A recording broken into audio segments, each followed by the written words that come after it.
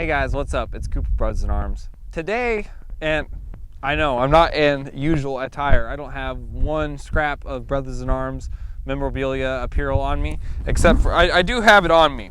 It's just not showing because it is cold out here. It is freezing. That's why I've got a huge Carhartt and a beanie and things that I don't usually wear. Today I want to talk about a very controversial subject, the Boogaloo. And I'm not going to take very long. I just kind of want to go over a few things that have kind of been upsetting me lately. First off, I want to talk about, I got into an argument on Instagram with a social media warrior who swore up and down that his Mini 14 was the hands down best Boogaloo weapon that you could have, along with his 1911. Now, here's the thing.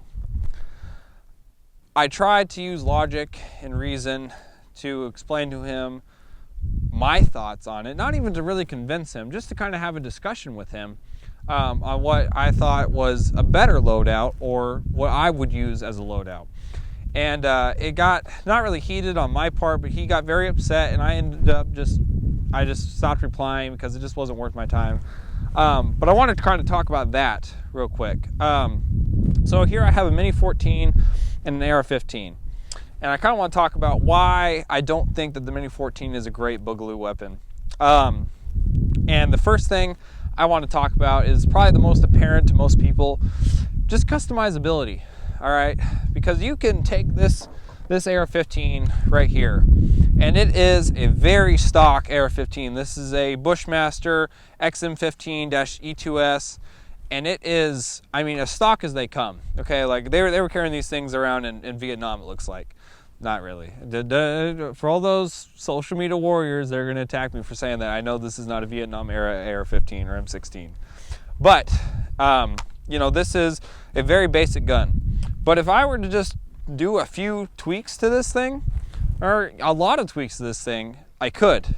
I could do basically whatever I wanted to. I could take this upper receiver and replace it with a different one, keep the same lower, keep the same upper, replace the lower. I can switch out the hand guards, I can switch out the barrels, I can really do whatever I need to do to this thing.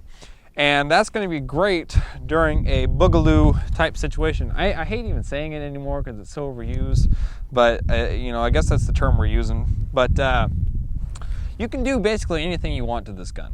All right, even a stock gun like this. And I'm not saying that you should go out and buy a Bushmaster per se, but just an AR-15 platform.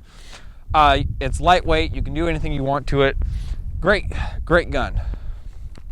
Now, the Mini 14 on the other hand, and I am a big fan of the Mini 14. I love them. They're accurate guns. I like having them on the farm.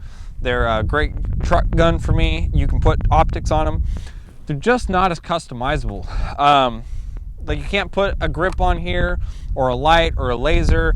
You only have a certain number of scope rings that you can put on here because they have these special Ruger scope mounts. The magazines are a lot more expensive. The gun itself is a lot more expensive than maybe not most AR-15s, but you can get AR-15s for a lot cheaper than you can a Mini 14. And the accessories like magazines, this is a 20 round magazine, it's not even a 30 round. I think that you can find 30 and maybe even above that for Mini 14s, but they're expensive, way more expensive than like this Lancer mag or this Magpul P mag. They're just, you know, it's just not as convenient as an AR-15 might be. But like I said, don't get me wrong, I love the Mini 14. I just think that it's not a great Boogaloo loadout. And I could be wrong, you know, I guess time will tell, or, you know, hopefully not. Hopefully it doesn't have to come to that, but if it did, you know, time will tell, or, you know, maybe someone will come along and prove me wrong. Maybe. But in my opinion, this just isn't the best Boogaloo weapon. Now, off of that, he also said that he would have his 1911 with him. And there's a lot of people out there that say that that's what any specialist would choose and blah, blah, blah. And that's where I want to make my next point is when people tell you that they have a Boogaloo loadout or any kind of loadout, instead of criticizing them or trying to correct them, just try to have a discussion with them, because, you know, just because you're carrying one of these around doesn't mean you're an absolute idiot. Maybe this is all you had. Maybe you didn't have an AR-15 laying around, and or, you know, maybe you don't collect lowers and uppers and grips and everything like some people, crazy people, I guess. But, you know, maybe this is all you had, or maybe all you have is your deer rifle or something. It's much better to be armed with something than to not be with nothing.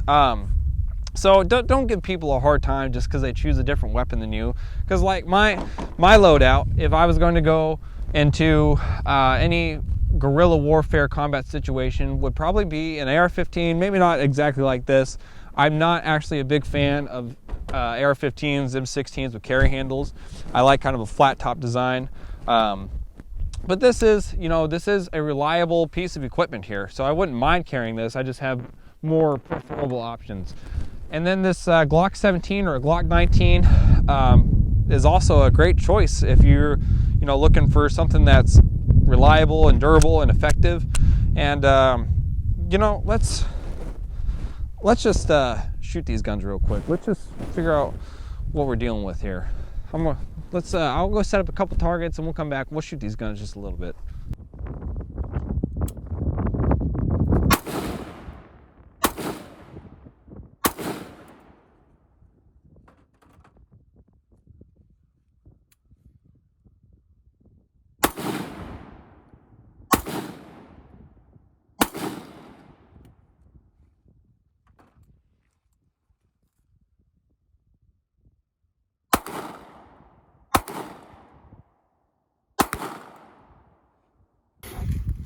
All right, guys, so as you can see, all the rounds that I fired at 25 yards are all in this little center mass square. Some of them are closer to the bullseye than the others. You know, it's not the best looking group in the world. It's not the best shooting. It was pretty rushed. But what I'm trying to say is they're all similar, okay? Those are both 223s. They're a little bit different in their platform style. I would rather carry one than the other. But just because somebody carries a different weapon or has a different loadout ready for when the blank hits the fan, for all my family friendly viewers out there, it's just different strokes for different folks. You can't be mad at somebody because they don't like the same things as you. And if you show up to my camp with a 1022 and a Taurus Judge that shoots 410s, you know, you're not going to be doing any long range combat, but you know what? That 1022 can kill small game. That 410 Judge is going to keep people off you if they come in close enough. And so you have a use. You're not useless just because you have a different loadout than I do. Different strokes for different folks is all I'm trying to say. If you don't have a STI 2011 or an Aerolite AR-15, that's all right. That's all right. Use what you have. Try to acquire more stuff, but use what you have. That's all I got for today, folks. That was kind of a rant, and we didn't even do much shooting. But please like, comment, subscribe, whatever you want to do. I don't know, you're your own person. Like I said, different strokes for different folks. Thank you for your support. Make sure you follow our Instagram for more gun content. We post every couple of days pretty regularly. And thanks for watching, guys. Hope you have a great day.